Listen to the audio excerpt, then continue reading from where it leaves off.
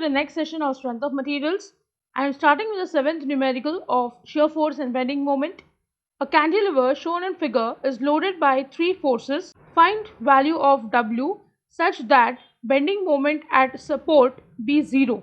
Draw SFD and BMD with the value of W. So I need to calculate this value of W, and it is also given to me that the bending moment at support is 0, which means for this end A, which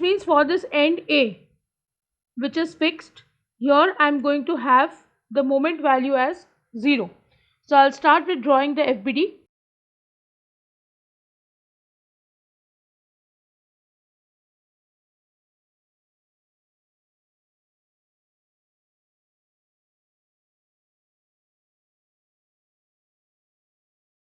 Here I have VA, MA, but this value of MA is 0 and it is given to me.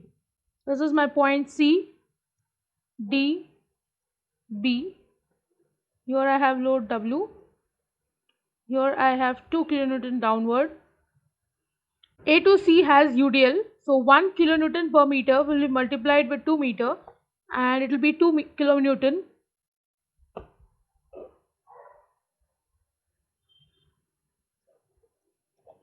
It will be placed at half the distance from both the ends. So this is my FBD for the load diagram given. Now I'll start with calculations of VA and W. I'll start with summation of force in y direction is equal to 0. Upward force will be considered positive.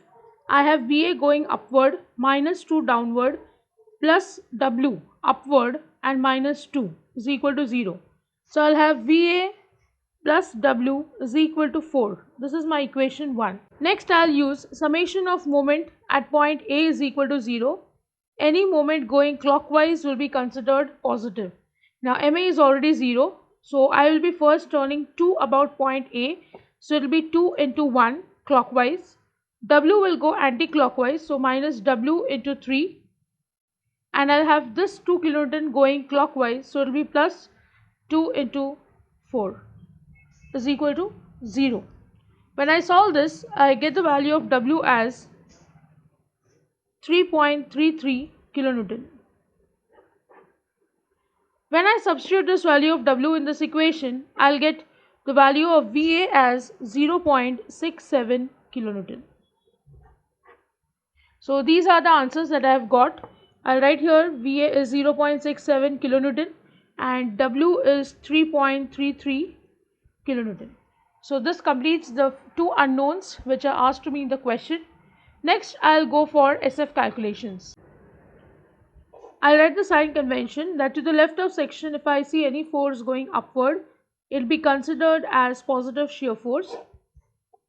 Now the way you see me writing it in the numerical, that I try to read when I draw this arrow, it is a good practice because it helps you recollect the sign convention again and again, and anything that you recall again and again, it will be very easy for you in case you're solving for any exam. So I'll start with point A. Since at point A there is a shear force, so I'll calculate to the left and right both. I'll stand at A, look to the left, no shear force. So shear force to the left of A is 0. For shear force to the right of A, when I go a little ahead of A and I look to the right, I can see VA very clearly. So I'll write down shear force to the right of A 0.67 kilonewton. Next I'll calculate at point C. At C there is no shear force, so I will be calculating the value of shear force just once. So I'll stand at C and I look to the left, I can see 0.67 kilonewton going upward and 2 kilonewton going downwards. So I'll write down shear force at C is 0.67 minus 2. I get the answer as minus 1.33 kilonewton. Now at point D, I have to calculate twice because there is a force here. So I will be calculating to the left, which will be equal to the value which I have got for the shear force at C. Next, when I go ahead of D, for right of D, I can see this value of W going upward. So I'll write here shear force to the left of D For shear force to the right of D, I'll have 0.67 minus 2 plus 3.33. I get it as 2 kilonewton. Now when I stand at B and I look to the left, I'll see exactly what I saw from right of D. So I'll write down here, it is shear force to the left of B. Finally, the most important one, shear force to the right of B. For that, I have to go a little ahead of B. So apart from these three forces, this 2 kilonewton also becomes visible. It is downward. So I'll have 0.67 minus 2 plus 3.33. You can see I have got 2, and when I write minus 2, it becomes equal to 0. So when I start with 0, I end with 0. My values are correct. So I can just plot the graph now. I can see that there are positive and negative values both. So I'll draw the line somewhere at the center of the space that I have. I'll leave some space above and I'll leave some space below. So shear force in kilonewton. This is my point A. This is point C, D and B. So for A, left of A is 0, right of A is 0.67. At point C, I have only one value, so I'll write it as minus 1.33. This is equal to the value to the left of D, minus 1.33. Right of D has value plus 2, so it should be above 0.67, so 2 here. And this is equal to the value at left of B, and right of B is 0. Now I'll join them. Like in the previous session, we have discussed that for UDL portion, the SFD is going to be a linear line. And when there is no UDL, like from point C to B, it will be a constant line. So let's start. Left of A, right of A. From 0.67, I'm going to join the point C. So I'll just join these points from here to here. Next I have minus 1.3 to minus 1.3 at C to left of D. Then I'll have up to right of D. Then I have till left of B. And finally up to right of B. So this is my SFD that I have obtained. Here I'll write down it is positive SF. Here I'll just join these points. It is negative SF, and here again it is positive shear force. Now I'll draw the hatching line. Now here you can see that I have obtained a particular point, which is this point. Now here this point has to be labeled, though it is not given in the question. I have obtained it after drawing the SFD. This is the point of zero shear. I will label it as E. So I'll just write this is point of zero shear. Now in the previous problem also we got the same point of zero shear, but there I did not calculate the distance because it was known to me. Here I need to calculate this distance x. Now for that I am going to consider two triangles. This is one triangle and this is another triangle. I am going to use similarity of triangles which you have done previously. So I am going to use this diagram for calculating this distance. So I'll write down by similarity of triangles.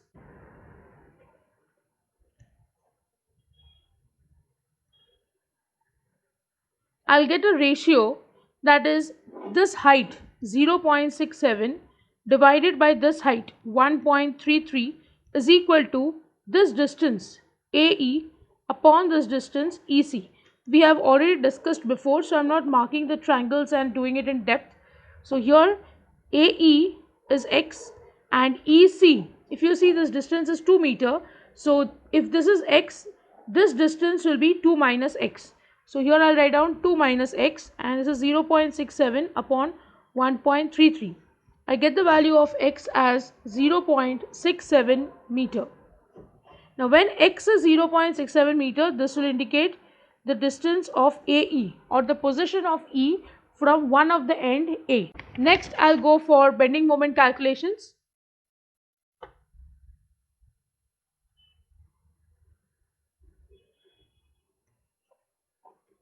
To the left of section, if I see any moment going clockwise, I will say it is positive bending moment, and anti-clockwise will be from the right end to the left end if I walk. So this is the sign convention for that. I am using this sign convention only. So let's start. I'm going to see this diagram.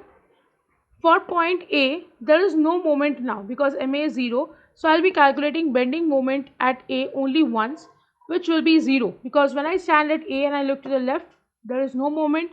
There is no force turning here to form a moment. So bending moment at A is 0. Next, I'll directly shift to the point C. I get VA turning clockwise, 2 turning anti-clockwise. So I'll calculate bending moment at point C. It will be 0.67 into 2 minus 2 into 1. I get the value as minus 0.66 kilonewton meter. Next, I'll calculate at point D. When I stand at D, I'll see VA turns clockwise, 2 kilonewton turns anti-clockwise, and the distances are different obviously from this one. So I'll get 0.67 into 3 minus 2 into 2. I get this value as minus 1.99 kilonewton meter. Next, I'll calculate the bending moment at B. VA turning clockwise, this 2 kilonewton turning anti-clockwise, and 3.33 turning clockwise. So I get bending moment at B, this should be 0. 4 minus 2 into 3 plus 3.33 into 1. I get the answer as 0.01 kilonewton meter. So it is approximately equal to 0. Now you can see I'm starting at 0, I'm ending at 0. My graph will be absolutely correct. Now there is one more thing I want to introduce to you. That is, in the previous problem I told you that at point E, the bending moment will be maximum. For the previous problem, the value was very much evident for me, but here I need to calculate the value of bending moment at point E. If you recall the previous problem, please refer to it.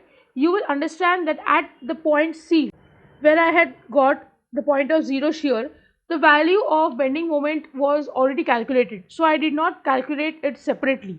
But here I need to calculate because I don't know the value of bending moment at E. So this is a separate calculation which has to be done.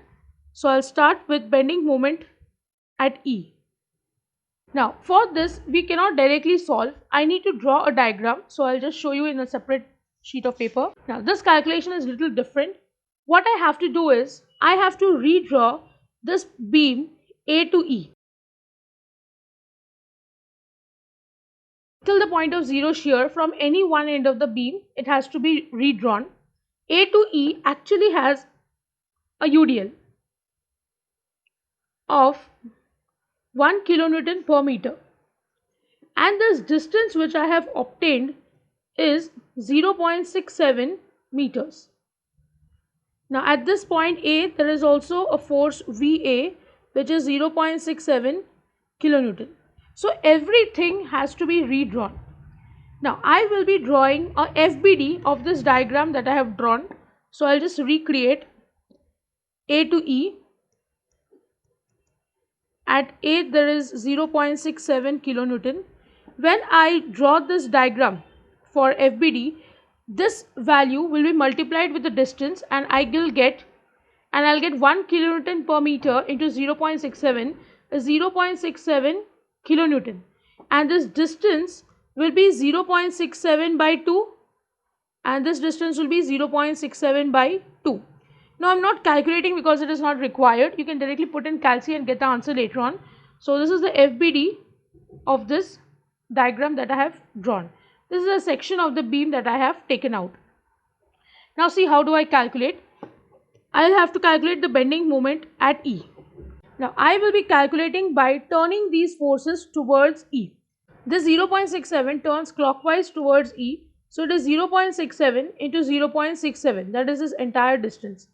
And this 0.67 turns anti-clockwise towards E. So it is minus 0.67 into 0.67 by 2, that is this distance. So when I solve this, I'll get the value as 0.2247 kilonewton meter. So this is how the bending moment at a point of 0 shear needs to be calculated. So this was the list. Here I'll add it: 0.2247 kilonewton meter. Now these values I need to plot for my bending moment diagram. I'll first mark a distance. I have all the values as negative, so I'll draw the graph a little above. This is my bending moment diagram in kilonewton meter. This is A, this is C, D and B. For point A, the value is 0. For point C, the value is minus 0.66. For D, the value is minus 1.99. And for B, the value is again 0. And for point E, the value is 0.2247. So here you will see I'll have to project this line down. So I'll get over here, it is positive 0.2247. Now I will start joining them with the help of a pencil first. This is point E. So I'll join from A to E with a straight line. Then from here to 0.66 with a straight line. Now this much portion is very easy because here I don't have to use a pencil. I know it is not UDL, so I'll directly use my pen. So I can just join these points with a straight line. And from here to here with a straight line. I'll just write this is 1 degree in case there's a confusion with the line, and I'll join these points. Now look carefully. From 0.67 to the point E, there is a decrease in slope. I have told you, for decrease in slope, always draw the curve above the line. So I'll draw this curve above the line. So this is how I'm going to join 0 to 0.2247 point. Next, from E to C, I see a further decrease in the slope of SFD. So I have to draw the curve above this line. So I'll join in this fashion. So this is how the curve has to be drawn. It will be drawn in this way. And I'll just mark over here that this is a 2 degree curve. Now I can join this point E. This is positive bending moment and this zone is negative bending moment. So I'll draw the hatching line. This is my bending moment diagram. If you observe, there's one more distance which I need to calculate, that is this point. This is the point of contraflexure. So I'll call this point as F and I need to calculate this distance. Let me call it as x1. For calculating this distance, I'm going to again redraw this portion of A to F. Say this is F, this is A. At A there is a reaction VA which is 0.67 kilonewton. From A to F I have a UDL whose value is 1 kilonewton per meter. This is a distance that I don't know, x1. It's the same technique that I have just used for calculating this value of bending moment at E. So I'll be using the same technique over here. I'll draw the FBD of this diagram.